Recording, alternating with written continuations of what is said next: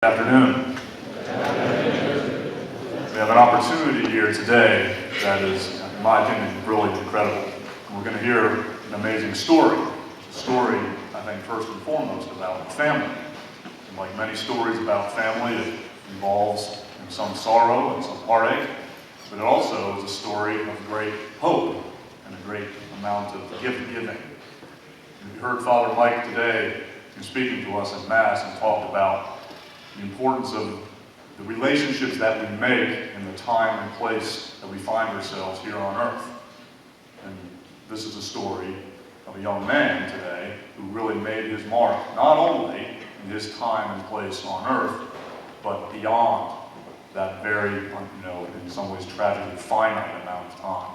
So I think you're going to be impressed, and I think there's an opportunity here for you to listen with open hearts and to really absorb an amazing story. Without further ado, I introduce Mr.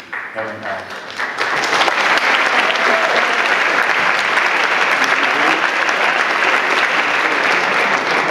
Good afternoon. I'm honored to be able to introduce my best friend and classmates' parents, Grace and Eric Gregory, this afternoon. Now, the usual approach to this introduction would be to tell you that 10 years ago, Chris and I, as freshmen, were sitting right where you were seated as we started our academic careers at the Mount. However, this would only be half true because the two of us would still need about 5 more minutes to be seated in the auditorium due to a late drop-off on our first day of school by none other than our own Mrs. Abdel. While Mr. Norton may not remember it, he was the first to greet Chris and I in the circle that day.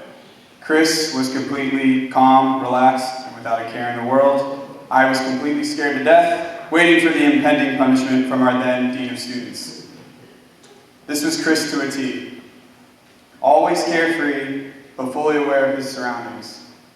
A wise, yet comical guide throughout my time here at the Mount. Selfless, though, would be the best adjective I'd use to describe him, and I was a recipient of this selflessness again and again during my time here. This selflessness shone through as early as our freshman year, when both of us decided to try out for the freshman football team. Chris, lean and tall at 6'4", me, short and scrawny at 5, maybe 4.5. Chris, of course, made the team with ease. I, of course, did not. I decided then that I would try out for the cross-country team, alone, or so I thought. Chris, not wanting me to go it alone, left his spot on the football team to join the cross-country team with me. This is just one of the countless stories of Chris's selfless behavior, and I could stand here all day speaking to you about his outstanding character. His selfless nature even exceeded beyond his life. As an organ donor, Chris was able to save the lives of 5 people while providing sight to 2 others. Being a tissue donor as well, we will never know the exact number of the hundreds of lives he has impacted with his incredible sacrifice. This demeanor, of course, was not born out of nothing. It was gradually instilled in him throughout his time growing up. Grace and Eric are that selfless example he so diligently followed throughout his life and beyond it. And I am blessed and honored to be introducing them to you today. Thank you.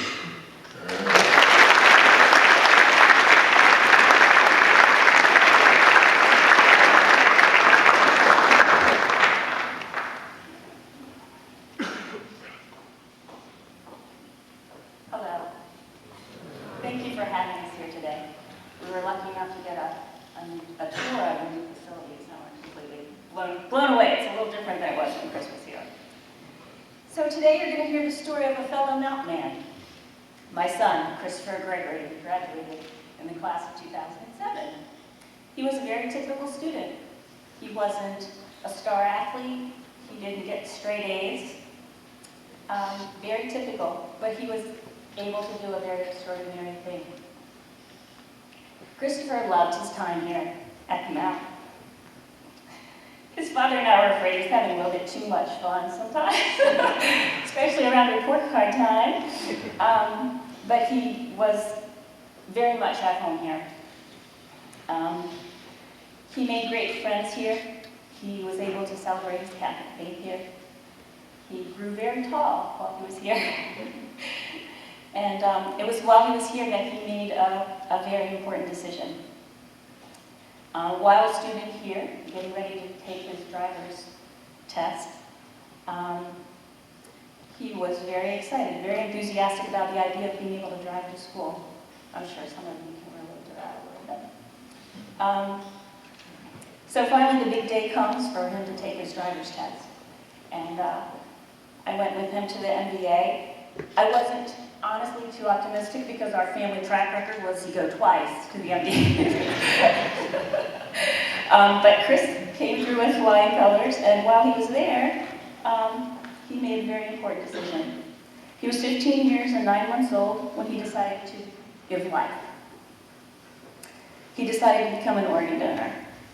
So as Kevin said, Christopher was very full of life, a little goofy sometimes, very down to earth, but one thing Christopher was very practical. Organ donation just made perfect sense to Christopher. Matter of fact, one of his last quotes to us before he passed away was, he was telling us how much he believed in organ donation. And I'm going to quote him here, where he says, really, what am I going to do with my organs after I'm gone? Especially if someone can use them. Now, really, in full disclosure, this was followed directly by Christopher saying something smart like, besides, who would want this body? So we really do miss our son every day, but he literally lives on.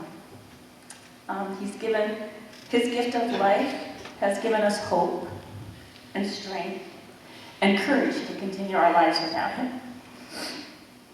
Today you will meet 2 of the 5 people whose lives Chris has saved through organ donation.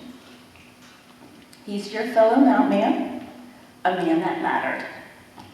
Thank you.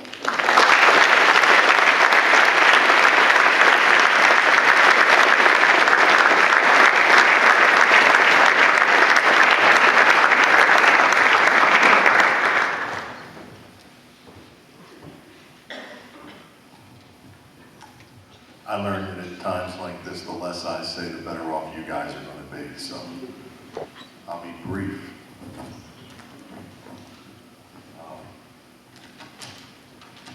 I want to introduce you to 2 people, 2 guys that have become very dear to me and to Grace, but it's not the 2 gentlemen that you're going to meet here in a minute. The guys I want to talk about, quite frankly, is the skinny kid that we dropped off here as a freshman, and then the man who left 4 years later. The boy who came to Mount St. Joseph was a kid who was, a lot like you, very much in search of himself. He realized that he was a small fish in a big pond when he got here. He wasn't sure what he wanted out of life, wasn't sure what he wanted to be. He wasn't even sure he wanted to stay here. He looked up to his brothers and he wanted to go where they went. They didn't come to the mountain. But he stayed, he made friends, he developed relationships. He was molded by the faculty and the staff. Rest in peace, brother. And at some point, the skinny freshman grew up. He underwent a transformation. He became very comfortable in his own skin. You guys are going to become comfortable in your own skin before you leave here. He learned not to take himself too seriously. Thanks to the relationships that he built here with his classmates, Chris Gregory became the confident young man who left, his friends might even say a little bit cocky, maybe a little bit. But here at St. Joe, Chris blossomed. He blossomed into manhood and a responsibility that comes with it. Not the kind of responsibility that exhibited by turning in your homework on long time. Rather, the responsibility that we embody in how we live our lives, in the way that in how we express it in the friends we make, the mistakes we acknowledge, and in the integrity of our word. Here at the Mount, Chris began to live the values of generations of Mount men who came before him, of doing the right thing for no other reason than, well, you know, it's the right thing to do. So one day he applies for his driver's license and he reads the box. Do you want to be an organ donor? Thinks about it for a second, checks yes, okay, thought little else about it. Drove off to pick up his girlfriend. Christopher believed in loyalty, he believed in family, he believed in God, he believed in Mount St. Joseph High School. He understood that in this life, there is no greater privilege than to serve someone else who needs it. The boy who had arrived at Mount St. Joseph had been transformed by the relationships built here into a man who left the Mount 4 years later. Now, Mr. Bacardi is not going to tell you what his nephew and a good friend of theirs told me. That a week before his transplant, he was visited by his nephew and a good friend, and they were shocked by the condition they found him in, very near death. So shocked that they flew back together from Nassau to Miami. And when they got in their car to drive home, they looked at each other and simultaneously said, he's not going to make it, but he's sitting right here. And Mr. Whitacre is not going to tell you what his vascular surgeon told me on the telephone about a month ago. That on the day before his transplant, she wanted to do an angiogram, which is a diagnostic test. She couldn't get an access port. His veins had become calcified to the point where they were like eggshells. So she comes into his recovery room, and she can't look at him. She's got tears in his eyes. She says, I'm sorry. And she sent Nick home to die. And Nick's sitting here next to Jorge. And if Mac Jackson was here, Mac would tell you that on the day of his transplant, the doctors went out into the waiting room to tell his brother that he didn't make it. But while that was going on, the head of heart transplantation at Whitacre Hospital in New Orleans scrubbed in, put a gown on, went into the operating room and performed open heart massage on Christopher's heart, started it beating. And Mac Jackson told me that story about 3 weeks ago. Guys, never underestimate the power of a simple act of kindness. Never pass up the chance to do something good for someone, no matter how small it might seem. Never ever take your relationships here for granted. And know that there is no greater privilege in this life than to serve someone else in need. Okay? Here's your guy. Nick and Jorge brought him home to the Mount for you.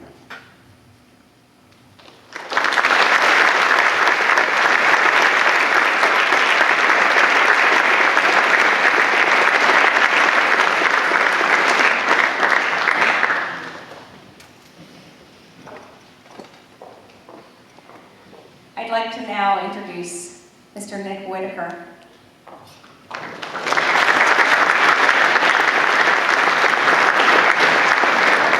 Thank you guys, I really appreciate the opportunity to speak to you today. My story begins at age 13 when I developed juvenile diabetes, means I was taking insulin. From the get-go, I began to have complications. I had what they call neuropathy, which is a tingling throughout my entire body. Like when you hit your funny bone, you know how that feels? Well, that's the way I walk around all the time. And I'm talking from head to toe. I began to deal with those kind of complications. My father was in insurance, had great insurance, so as the diabetic technology increased, I got it. I was highly compliant, I did everything I needed to do, and yet it is still the vascular killer. In the early 1990s, I began to develop some more serious problems, something called retinopathy. That's where the blood vessels in your eyes expand and they explode. My eyes would fill with blood and I would look like I was looking through a thick fog. Over the course of 2 years, I was blind out of one or both of my eyes. Close your eyes, guys. Everybody close their eyes. Imagine getting up this morning, walking to the bathroom, putting toothpaste on your toothbrush, deciding what pair of clothes you're going to wear when you can't see. You can open your eyes now. I had to have people draw my insulin, take me everywhere I went, guide me to the table, hand me a fork, tell me where my food was. I was fortunate enough to find a doctor that gave me the gift of sight back. Shortly thereafter, the gastroparesis began to affect the internal mechanisms of my body, specifically my digestive tract. I developed gastroparesis, which is where the nerves don't work in your digestive tract and the food doesn't work its way through your body. It presented itself with a symptom called cyclic vomiting. I began to vomit nonstop and had to be hospitalized in order to stop it. In the early beginnings, it was only a few times a year, but then as it progressed, towards the end, 1 year, I was in the hospital 39 times. That's 2/3 of the year in the hospital. It was a difficult path. Then, in 2006, the complications increased. I kissed my wife one night and went to sleep, and I woke up 2 weeks later in the ICU. And somebody was dialyzing me out of a catheter in my neck. And that's how I found out my kidneys had failed. I began the process of dialysis.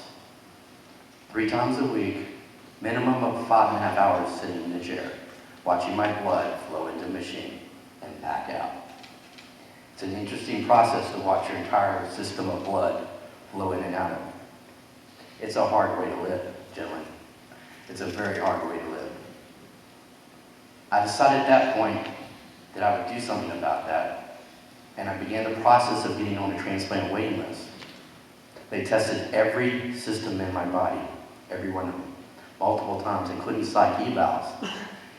In the process of dialysis, they have to have an access point in order to connect the equipment to your body. I wasn't fortunate enough to have a good access point. I had 16 different temporary catheters in my body, 2 fistulas, 4 grafts, which are cortex tubing put into your body. None of them worked. We've gotten down to the last possible place, and I've been working with the vascular surgeon that Eric referred to. This is a great doctor. She was new to being a surgeon. She graduated from Mayo, and she was doing really well. And she said to me, "Hey, Nick, we're going to do something outside the box. So I got to find some place in your body, and I don't care where it is, and we're going to put access right there." So I agreed, and we got to the hospital, had the test done, the angiogram that Eric talked about, and I'm laying in recovery, talking to my wife, kind of chit-chatting, and the doctor walks through the door, and she's crying. And immediately I said, "Ooh, this is bad." And I looked at Michelle, and I saw that look on her face. And I go, "Oh, please, God, not now." She said, "Nick, there's nothing else I can do. Prepare yourself to die." And she takes Michelle out of the room. I can hear Michelle being hysterical out in the hallway. And they took her over to a conference room and told her pretty much that I had about 6 weeks to 6 months left in my life and sent us on our way home. Michelle comes back into the recovery room and sits down, and we're in silence because neither one of us know what to say now. It was almost to the point of no hope. We get in the car and we ride home, which is about a 45-minute ride, in silence. I get out of the car, I go to a chair that I'd sat in for over 2 years being on dialysis. I would go from the car to the chair to the car, to the dialysis and back. I sat down and I began to process in my mind what I needed to do to prepare for my wife to be alone. Insurance, bank accounts, trust information, that kind of stuff. And Michelle was outside calling everyone we know, saying, "Hey, if you want to see Nick, you better do it quick." My phone rang about that time, and I thought to myself, God, I don't want to have to put on the happy face and tell somebody it's going to be okay that I'm going to die. I just didn't want to answer the phone. Something made me reach down and grab it, and as I answered it, I said, hello? The other person on the other end of the line said, Mr. Whitacre, we have a match. Can you come in? At first I thought it was a joke, because I couldn't believe that I'd been told I was going to die. And a short time later, I was told they have a match. Now that doesn't guarantee anything, because when they have a match, as a recipient, they call 2 other people in, because they don't want the organs to go to waste, because there's so few of them. I go in, I get the lab work done, and it was the longest night of our lives. They rolled the gurney in about 5:30 in the morning, said, get on, it's you. On March 28th of 2008, I received a kidney and pancreas from Chris Gregory. He is my hero. He saved my life, he gave me the gift of life. He changed my life forever and the lives of my family and friends. Currently today, there's over 115,000 people waiting for a transplant. There aren't enough organs to go around. While we're talking in this hour, somebody is going to die. What are you going to transplant? Chris, thinking about the rest of humanity, made a simple choice. A thoughtless and unselfish choice to do something powerful. He saved my life. He changed things forever. And he started a legacy of something that happened a short time later. After I began to recover, I thought to myself, I'm going to be an activist. I'm going to talk about this young man, because he's special. I went home, and in December, I had a dream. Chris came to me in a dream.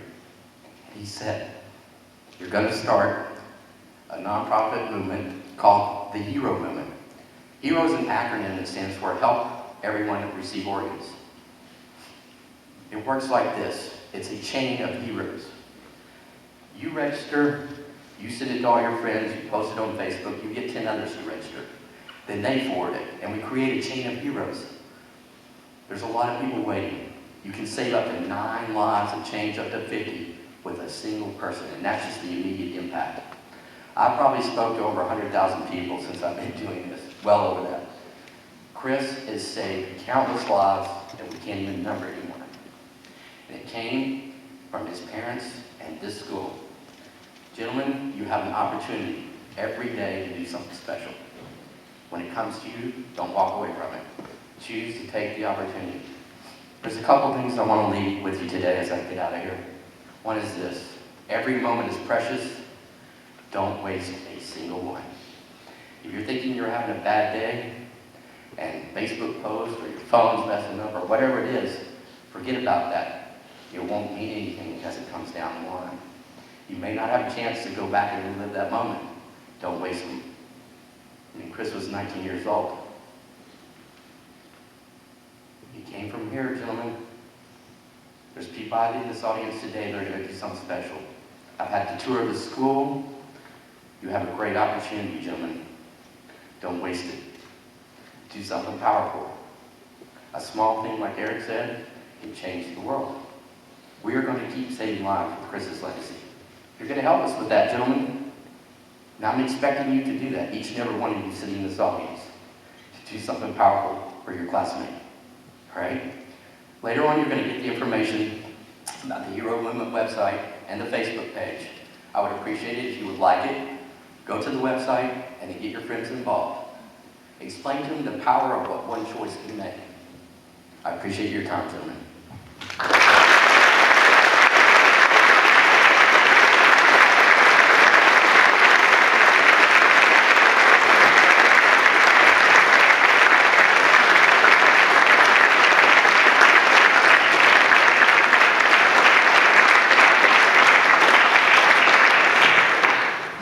I'm honored to introduce our final speaker.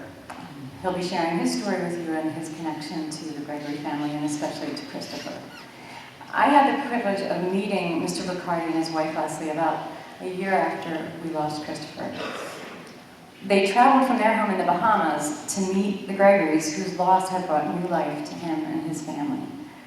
I can't describe how I felt when I met Jorge, knowing that part of Christopher was literally keeping him alive. I wasn't prepared for how strong my reaction would be, but what I remember most about that meeting was that Jorge and Leslie accepted all of us with such graciousness. And in the midst of a room filled with grieving family and friends, they were just sharing their gratitude and listening intently to us as we shared all of our stories about Chris.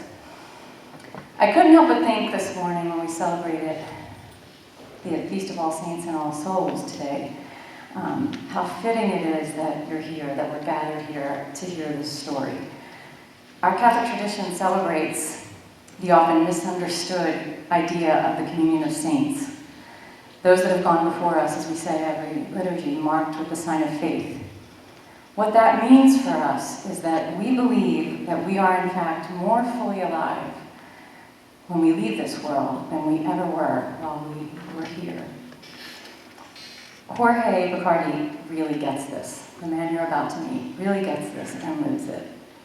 Grace and Eric have remarked that among the many things they treasure about Jorge is the fact that he always refers to Christopher in the present. It is my privilege to invite Mr. Jorge Bacardi to come up and share with you a truly breathtaking story.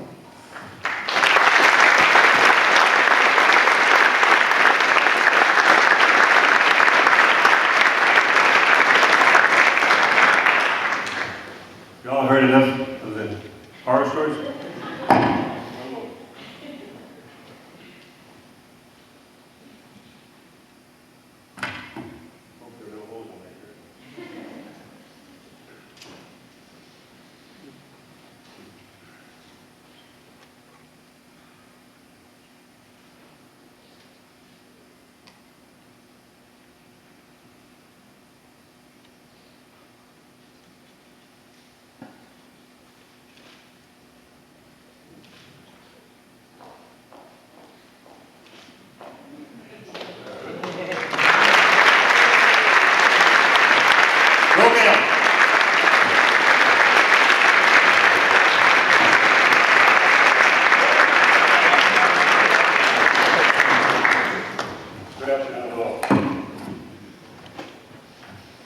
Just a little history of myself.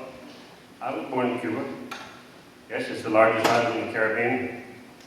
This was many years ago, way before any of you were even thought of, actually. I was very nearly didn't make it because I couldn't breathe properly. So I spent the first 20 days in an oxygen tent. That was before those little cans they put in the nose. You see, I had, and still have as a matter of fact, a disorder known as primary ciliary dyskinesia, or PCD for short. You'll be relieved to know, those of you that are sitting close by in the front row, that the disorder, which is not a disease, cannot be transmitted from one person to another other than by genetic means. There was no known diagnosis for PCD until 1990. And thus, I was diagnosed at the time, which was erroneous, as having cystic fibrosis, which of course was a death sentence thing, and in many cases it still is. The main result of this debilitating condition is the slow and unstoppable destruction of the body's respiratory system, eventually ending in the most unpleasant death. There's no cure, and the only salvation is a double lung transplant. Well, those first days in the oxygen tent were not my last. And I spent most of my life fighting one infection or another, trying to do something that most of us take for granted, breathing. Because my handicap was breathing, I became somewhat obsessed while staying physically alive and challenging myself physically at every opportunity. I played soccer, baseball, tennis, water ski, not well, mind you, but I would force myself until complete exhaustion, trying to overcome my disability.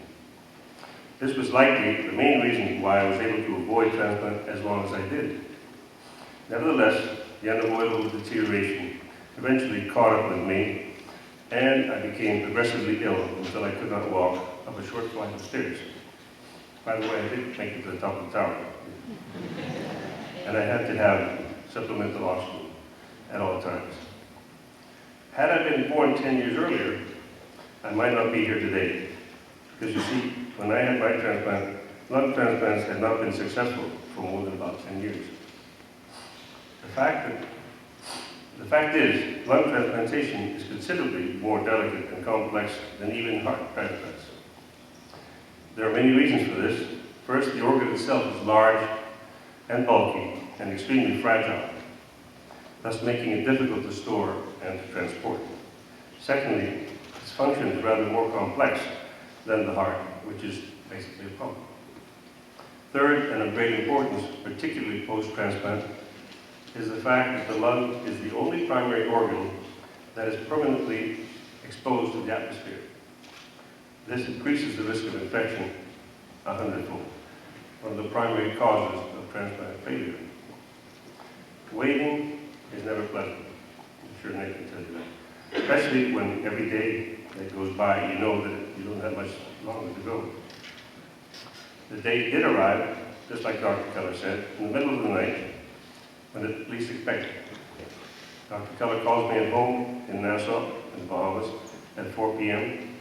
I need to be on standby, as there's one patient ahead of me. Leslie and I do our preparations. We pack, we make phone calls, we arrange for travel, etc. Dr. Keller calls me back at 6 p.m. Sorry, lungs are accepted by the patient ahead of me. Stand down. We stand down. Then, at quarter to midnight, the same night, the phone rings again. I know exactly who this has to be. Dr. Keller says to me, I don't know if you'll believe me or not. It's hard for me to believe it myself, but you're now first on the list, and we have a donor with perfect lungs if you want them. I said to myself, 2 calls on the same night. After 10 months of waiting, this has to be a message from above. Of course I want these lungs. That night and early morning, everything clicked. Nothing could go wrong. Contacts, transportation, even the charter flight to Nassau to Jacksonville was smooth and the fastest ever. When we arrived at the emergency entrance of St. Luke's by helicopter, no one could believe that we had arrived so quickly. Very few really appreciate the amazing amount of work, organization, and effort that goes on behind the scenes in order to make a transplant operation successful. But believe me, we do. And we give thanks and commend all those that make this possible. The surgery was a success, and my recovery was quite rapid. So much so that I was scheduled to be released after 5 days. This might have been a record because the ICU nurses had tacked the signs on my door that read Superman. However, when my wife refused to have me for 5 days, that was too early. So I had to spend another day in hospital. They demoted me to Mighty Mouse. I waited 10 months for Gregory to come along and save my life when the Lord took his. On that day, March 28, 2008, the day after Chris left this world, a miracle happened in Jacksonville, Florida. Through Chris's generosity, I received his lungs, and the very next day, I took the very first proper breath in 63 years. Yes. What you see before you is a man breathing with 2 lungs that were not his own to begin with. But through the grace of God, the generosity of your classmate, Christopher Gregory, the wizardry of the Mayo Clinic medical team, and last but never least, the undying love of my better half, this was made possible. What's it like living with someone else's lungs? Well, it's not exactly a walk in the park. It's a lot of work, and there are sacrifices. After you survive the surgery, you spend the next 3 months in training for your new life. You're given a survival course which teaches you how to cope on how to modify your why is in order to keep on living. There is anti-rejection medication, antibiotics, that you must take on a regular basis for the rest of your days. There are foods that you must avoid that were your favorite, and foods that you must now eat, which you weren't too fond of before.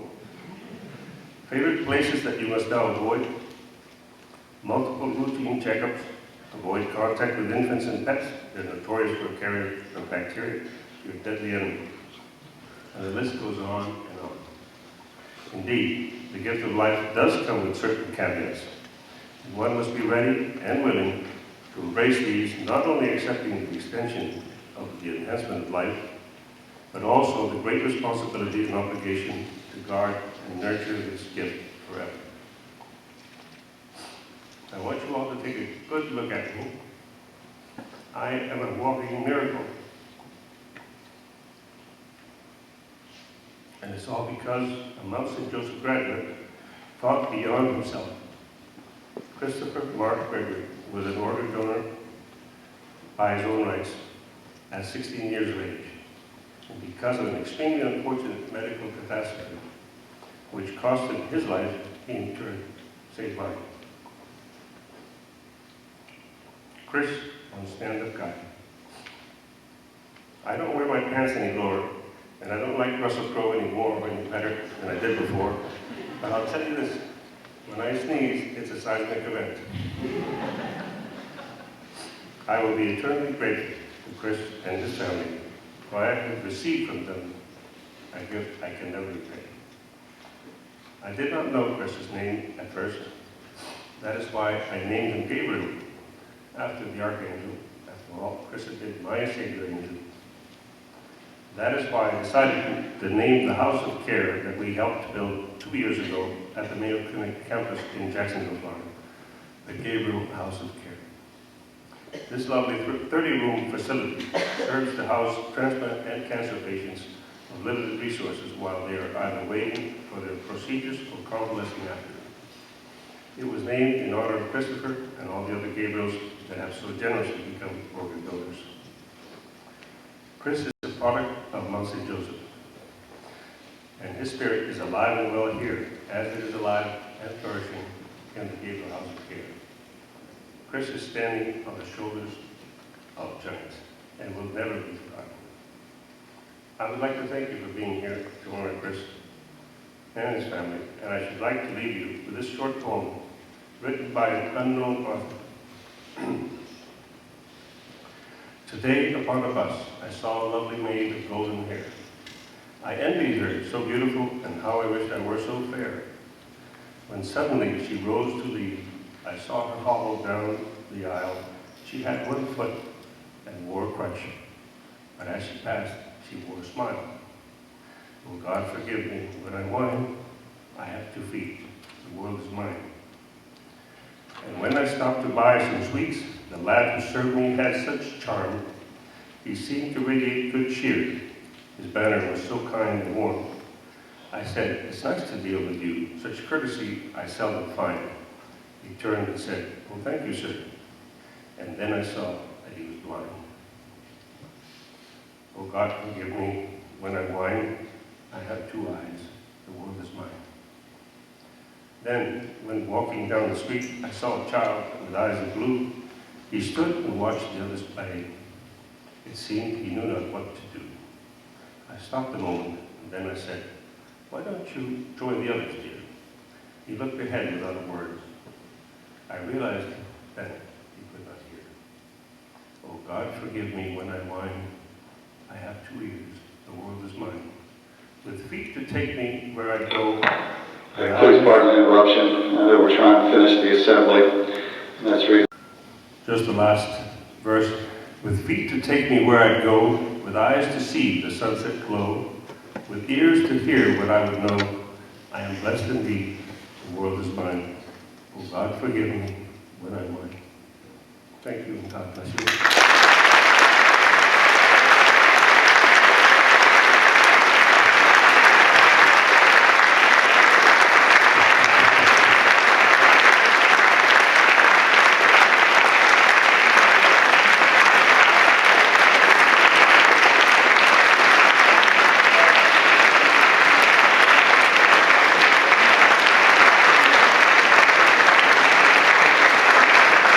very much from our special guests today. What a meaningful talks to hear, and we all can take something away from that. We do want to leave them with a token of appreciation from Mount St. Joseph. We had the pleasure of spending the morning with the guests today, and we have some trinkets they can take home with them from Mount St. Joe, but especially we wanted to share with them a special memory that they had this morning in the tower.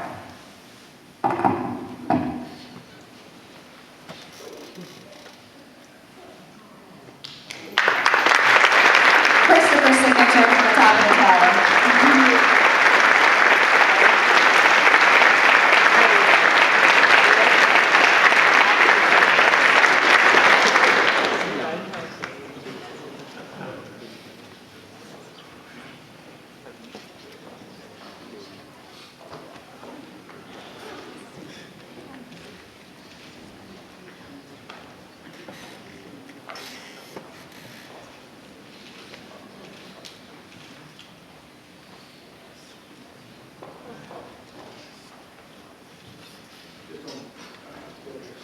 Just one final note. What I got here, what's that? Driver's license From what state? from Pennsylvania. Who's that ugly guy there? Looks like you, Mr. And what does it say under my name? All capital green letters, Oregon donor. All right, so I wouldn't ask you fellas for anything I wouldn't do myself, so make a difference. God bless you and thank you for being with us to share your stories.